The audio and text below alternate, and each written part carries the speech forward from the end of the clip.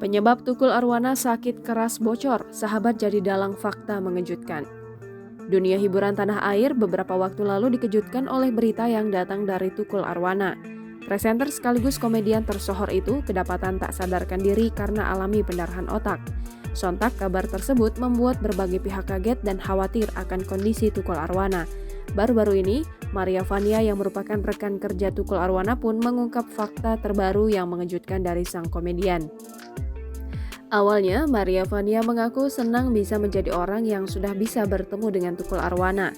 Maria mengaku dirinya yang sudah menganggap bahwa Tukul Arwana sosok penting dalam perjalanan karirnya kerap dilanda kekhawatiran soal kondisi Tukul. Wanita kelahiran 1991 itu langsung menceritakan soal gelagat Tukul Arwana saat bertemu dengannya.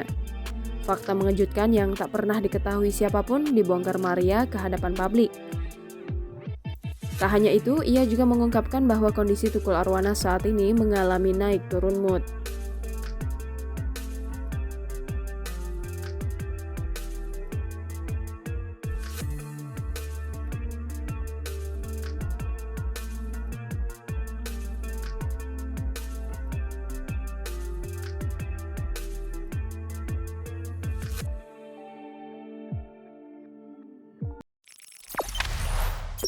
Jangan lupa subscribe, share, komen, dan like ya!